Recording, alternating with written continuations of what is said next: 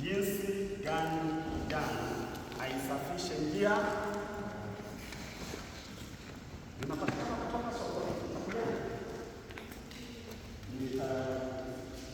Sina zawadi, lakini nimekuwa nayo, nimesema nitakupa.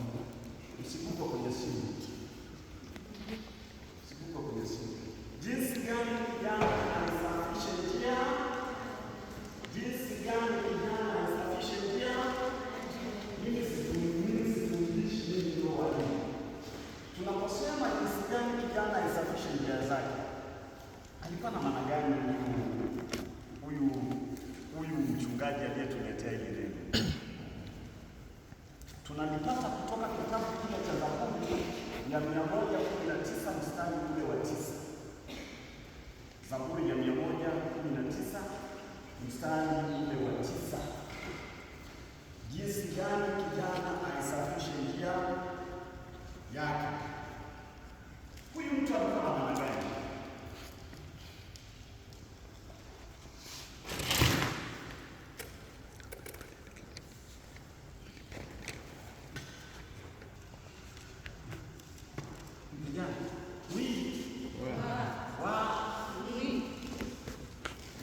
Jinsi gani kijana aisafishe njia yake?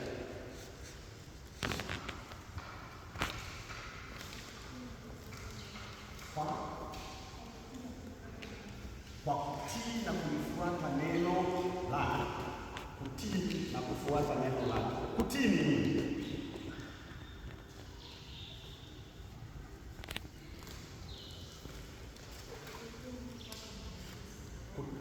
Kutii ni kufuata maagizo unayopewa. Mwingine?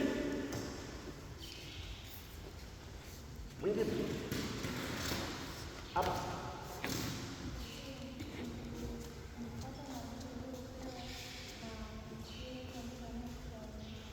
Kutii ni kufuata maagizo unayopewa na kusikiliza kila anayekuwa. Mwingine wa mwisho? Hapa. Hapo wawili sasa nitawapa na kutii ni kutekeleza na kuishi matakwa ya mtoa maelekezo. Asante. Kutii ni kufanyaje?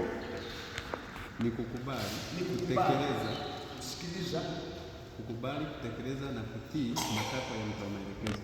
Asante sana. Hapa. Kutii ni kusikiliza, kukubali na kutii ni kusikiliza, kukubali na kufuata maagizo. Na kufuata maagizo. Mbona maneno ndio kutii ni?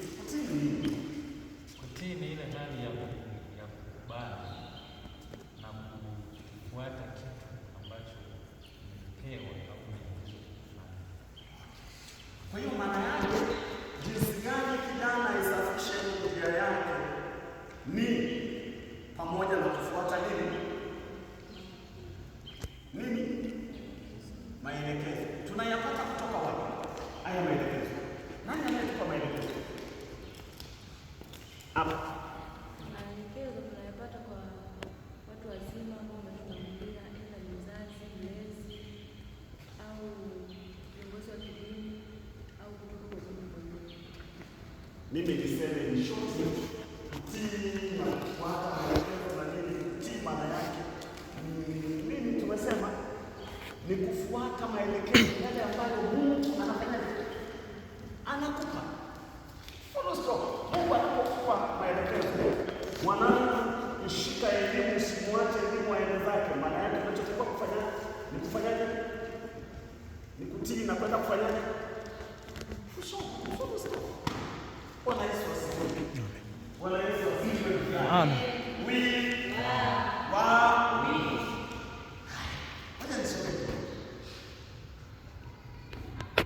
Mimi nimesema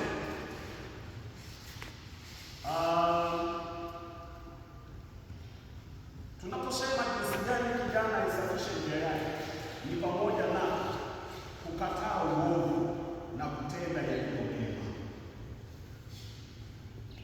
Kukataa uovu na kutenda yaliyo mema. Unakataa yale ambayo sio mema, sio mazuri, ambayo najua hayafai mbele za Mungu na kwenye jamii. Unayafanyaje? Unayakataa, alafu unatenda yale yaliyo mema.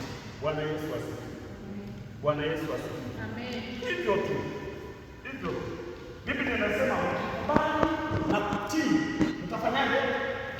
Mtakula mema ya nchi. Mkikubali na kutii utakula mema ya nchi ni yako.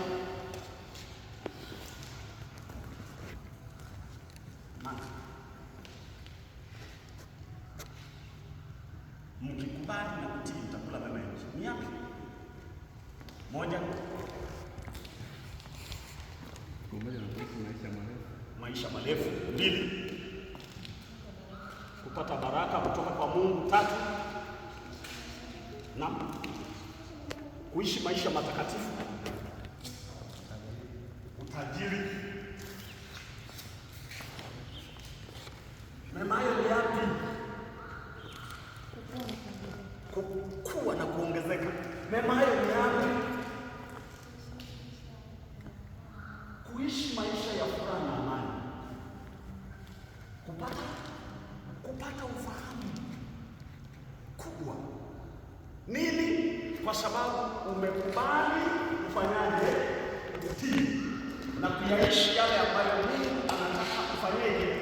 Kuyaishi.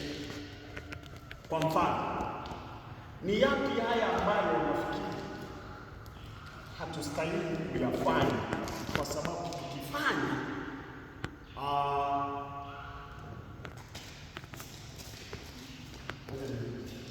kukataa uovu na kutenda yaliyo mema?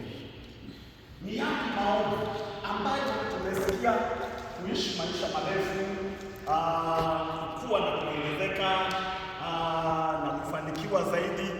Mmoja amesema kupata nini? Utajiri, mwingine amepata maarifa na vitu vingine. Unafikiri tusipofanya haya ni yapi ambayo yatatupelekea tusipate hivi kama vijana? Moja, kutokutii. Mbili, kiburi.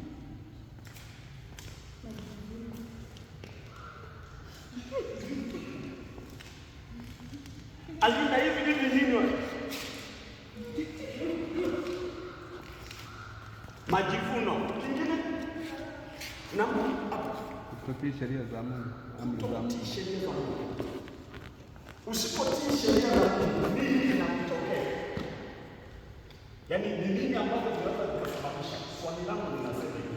Nini ambavyo vinaweza vikasababisha ukakosa utajiri, ukakosa furaha, ukakosa amani, ukakosa kuongezeka, ukakosa nini kingine kilisema?